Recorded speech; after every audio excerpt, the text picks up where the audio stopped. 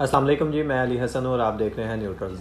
नाजरीन, 9 अप्रैल 2022 जब इमरान खान की गवर्नमेंट को ख़त्म किया गया और रजीम चेंज ऑपरेशन के बाद एक नई गवर्नमेंट आई, तो इमरान खान उसके बाद असम्बली में आए और अपनी तमाम नशस्तों से पीटीआई की जितने भी उनके साथ MNAs थे वो सब रिज़ाइन करके असम्बली से बाहर आ गए। उनका मौक़िफ़ था कि ये चोर हैं और डाकू हैं और इसके अलावा 2 नंबरी से एक बैरूनी एजेंडे के तहत यहाँ पे मुल्क में मुसल्लत हुए हैं, मैं इनके साथ नहीं बैठ सकता।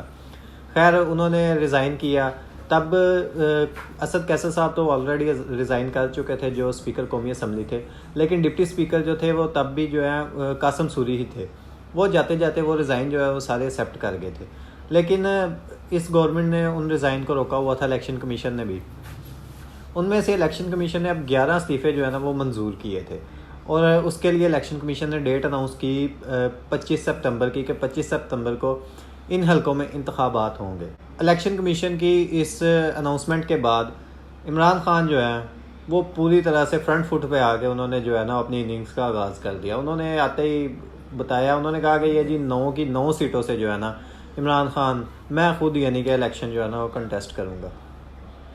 यानी अब ये 9 की 9 सीटों से इमरान खान जो है वो खुद इलेक्शन लड़ेंगे। इसके ऊपर कुछ कानूनी पहलू हैं, वो ये है, लोगों के जहनों में ये सवाल हैं, क्या इमरान खान 9 की 9 सीटों से इलेक्शन लड़ सकते हैं।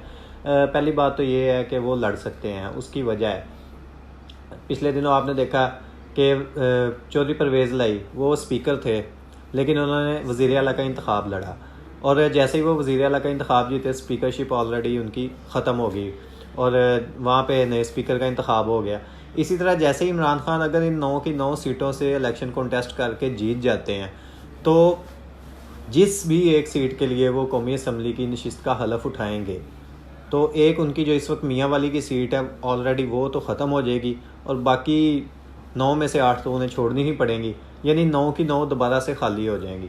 तो ये सिलसिला इसी तरह चलता रहेगा कि इमरान खान अब यही कर रहे हैं कि जब तक इलेक्शन ही ना होते वो इलेक्शन पे इलेक्शन ही करवाई जाएंगे। सबसे पहले मैं आपको बता दूं कि इलेक्शन पे ख़र्चा कितना होता है। कौमी असम्बली की एक नशिस्त का जो ख़र्चा है वो कम से कम 5 करोड़ का होता है और ज़्यादा से ज़्यादा जो ख़र्चा होता है वो 10 करोड़ का होता है। जो दूर दराज और हसास इलाके हैं ना, वहाँ पे ये ख़र्चा जो है ये 10 करोड़ के लगभग होता है। बैलेटिंग होती है, इसके अलावा जो ऑफिसर्स होते हैं और ट्रैवलिंग, सब चीज़ें जो है ना वो डाल के इतना ख़र्चा हो जाता है। यानी 5 से 10 करोड़ में एक सीट का जो है वो इलेक्शन होता है। इसका मतलब 90 करोड़ रुपया जो है वो इस सीट का इलेक्शन होगा। तो 90 करोड़ रुपया जो है वो लगा के इलेक्शन करवा के दोबारा से 9 सीटों पर फिर इलेक्शन करवाना पड़ेगा। तो ये तो इसी चक्कर में रहेंगे अब। तो इमरान खान ने ये एक ना बड़ा मास्टर स्ट्रोक खेल दिया। अब आए उन हलकों की जानब जिन हलकों में इलेक्शन है। मैंने कुछ डिटेल्स निकाली हैं पिछले इलेक्शंस की, तो मैं आपके साथ वो सारी ना शेयर करता हूँ, ये 9 के 9 हलके जो हैं। अच्छा जी, सबसे पहले आए NA 22 मर्दान की ये सीट है और 2018 में जो इलेक्शन हुआ था ना यहाँ पे, तो इसमें यहाँ पे रजिस्टर्ड जो वोट थे ना वो थे 3,99,688 और उनमें से 2,01,057 वोट कास्ट हुए थे और टर्नआउट जो रहा था वो 51.59% रहा था। और ये सीट जो है ये अली मोहम्मद ख़ान जो थे ना उन्होंने जीती थी 58,652 वोट लेके। दूसरे नंबर पे यहाँ से मोहम्मद कासम रहे थे, उन्होंने 56,587 वोट लिया था। टोटल जो वोट थे उनका 29.95% अली मोहम्मद ख़ान ने लिया था और जो दूसरे कैंडिडेट थे मोहम्मद कासम MMA के उम्मीदवार थे, इन्होंने 28.89% जो है वोट लिए थे। इसके बाद है जी NA 24 चार सद्दा। यहाँ पे जो रजिस्टर्ड वोट थे 2018 के रिकॉर्ड के मुताबिक वो थे 4,63,440 और यहाँ पे 2,09,905 वोट कास्ट हुए थे। जो टोटल टर्नआउट रहा था वो 45.29% रहा था। यहाँ पे जो कामयाब उम्मीदवार थे वो फजल मोहम्मद ख़ान थे, उन्होंने 83,596 वोट लिए थे जो कि 41.27% बनता है। और दूसरे नंबर पे यहाँ पे आए थे असफंदियार वली जो अवामी नेशनल पार्टी के सरबराह हैं, तो उन्होंने 59,809 वोट लिए थे जो कि 29.52% बनता है। इसके बाद है जी NA31 पेशावर का ये हल्का है। यहाँ पे जो रजिस्टर्ड वोट्स थे 2018 के रिकॉर्ड के मुताबिक वो 3,90,211 थे। इनमें से जो कास्ट हुए थे वो 1,54,680 वोट कास्ट हुए थे और टर्न आउट रहा था 42.2%। यहाँ से शौकत अली साहब कामयाब हुए थे PTI के। उन्होंने 87,975 वोट लिए थे जो कि 54.60% बनता है। और दूसरे नंबर पे जो हाजी गुलाम अहमद बलोर, ये भी ANP के सीनियर रहनुमा हैं, आप जानते होंगे, इन्होंने 42,526 वोट हासिल किए थे जो कि टोटल इनका 26.39% बनता था जितने वोट कास्ट हुए थे। इसके बाद है जी NA45 कुर्रम। ये एजेंसी का इलाका है, फाटा का इंजमाम होने के बाद ये इधर शामिल हो गया था। तो यहाँ पे जी 2018 में जो इलेक्शन हुआ था वो तो MMA के कैंडिडेट ने जीत लिया था, लेकिन जो उनकी फिर इंतकाल के बाद 2021 में यहाँ पे एक ज़िमनी इंतखाब हुआ, उसमें जो है ना वो PTI कामयाब हो गई थी। उस इंतखाब में जो फ़खर ज़मान साहब थे ना, फ़खर ज़मान ख़ान, उन्होंने 16,911 वोट लिए थे जो कि 29.85% बनते हैं। जबकि जमशेद खान जो थे उन्होंने MMA के उम्मीदवार 15,761 वोट हासिल किए थे जो 27.82% बनते हैं। इसके बाद है जी NA108, ये फैसलाबाद का हल्का है, फ़रख हबीब साहब का। यहाँ पे जो रजिस्टर्ड वोट हैं उनकी तादाद है 4,34,583 और पिछली दफ़ा यहाँ पे जो 2018 में वोट कास्ट हुए थे वो 2,47,759 थे। यहाँ का टर्नआउट रहा था 57%। जो फ़रूख हबीब साहब थे वो कामयाब हुए थे 1,12,182 वोट लेकर। इन्होंने शिकस्त दी थी जो नून लीग के रहनुमा हाजी शेर अली साहब, उनके बेटे आबद शेर अली को। उन्होंने आबद शेर अली को शिकस्त दी थी। आबद शेर अली ने 1,10,907 वोट लिए थे, 45.95% इन्होंने वोट लिए थे। ये काफ़ी स्ट्रॉन्ग हल्का था नून लीग का, लेकिन जो है फ़रख हबीब PTI ने ये हल्का जीत लिया था। इसके बाद है NA118, ये ननकाना साहब का हल्का है। यहाँ पे जो रजिस्टर्ड वोटों की तादाद है वो है 3,71,715 और 2018 में जो टोटल वोट यहाँ पे कास्ट हुआ था वो 2,17,959 कास्ट हुआ था और टर्न आउट यहाँ पे आया था 58.64%।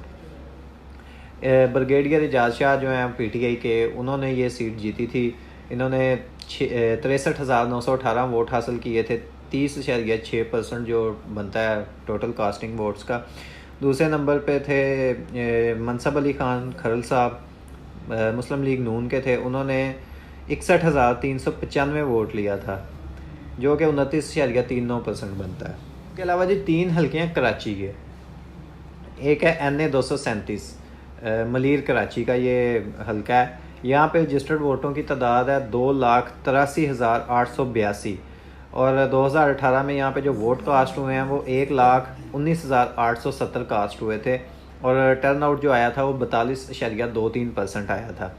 यहाँ से जमील अहमद ख़ान जो थे वो कामयाब हुए थे और उन्होंने 33,522 वोट लिए थे जो कि 32.36% थे टोटल वोट्स का। और अब्दुल हकीम बलोच जो हैं वो दूसरे नंबर पे आए थे 32,054 वोट लेके जो कि 27.15% था टोटल वोट्स का। अच्छा जी, अगला हल्का है NA239, ये भी कराची का हल्का है, कोरंगी का। यहाँ पे जो रजिस्टर्ड वोटों की तादाद है वो है 5,28,732 और 2018 में यहाँ पे जो टोटल वोट कास्ट हुआ है वो 2,24,218 वोट कास्ट हुआ। टर्न आउट आया 42.41%। यहाँ से मोहम्मद अकरम साहब जो थे वो कामयाब हुए थे 59,161 वोट लेके और 31.3% टोटल वोट का बनता है ये। जबकि सुहेल मंसूर ख्वाजा साहब जो थे वो 68,811 वोट लेके दूसरे नंबर पे आए थे। अच्छा जी, ये आखिरी हल्का है NA246 साउथ कराची का। यहाँ पे जो टोटल वोट है ना रजिस्टर्ड वो है 5,36,688 जो कि टोटल उसमें से कास्ट हुए थे 2,06,577 और यहाँ का टर्न आउट रहा था 38.49 यानी 38.5%। यहाँ पे अब्दुल शकूर शाद साहब जो हैं वो कामयाब हुए थे 53,029 वोट उन्होंने हासिल किए थे, जो कि 26% बनता है। और अहमद बख्श जो हैं वो इस यहाँ पे दूसरे नंबर पे आए थे, उन्होंने 42,377 वोट हासिल किए थे, जो कि 20.81% बनता है। ये तो डिटेल थी इन तमाम हलकों की जो मैंने आपके साथ शेयर की हैं। और यहाँ पे सवाल ये तो बिल्कुल नहीं बनता कि क्या इमरान खान जो है ये 9 के 9 हलके जीत सकेंगे या नहीं, क्योंकि इस वक्त इमरान खान जो है उनकी पॉपुलैरिटी सब के सामने है कि हर चीज़ हुकूमत, पंजाब हुकूमत उन्होंने किस तरह छीन ली है, हर चीज़ हुकूमत के होते हुए।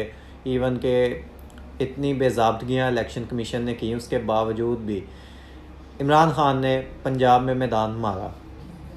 और इसके अलावा 2018 का भी रिकॉर्ड उनके पास है कि उन्होंने 5 हलकों से इलेक्शन लड़ा था और 5 के 5 जीते थे। तो ये सवाल तो नहीं बनता। लेकिन मेरे लिए जो इंटरेस्टिंग चीज़ है ना इस इलेक्शन की, वो टर्न आउट होगा। मेरे ख्याल में इस दफ़ा जो टर्न आउट है ना, वो इमरान खान की वजह से बहुत ज़्यादा आएगा। कम से कम मेरे अंदाज़े के मुताबिक 15 से 20% जो टर्न आउट है ना, उसमें इजाफा होगा, ये मुझे लग रहा है। तो लेट्स सी, देखते हैं। 25 सितंबर को ये इंतखाब है, तो ये इंतखाब जब होगा तो तब नताए जाएंगे सामने, फिर देखेंगे। तो अब तक के लिए इतना ही। आपसे इजाज़त चाहूँगा, दुआओं में याद रखिएगा। अल्लाह हाफिज़।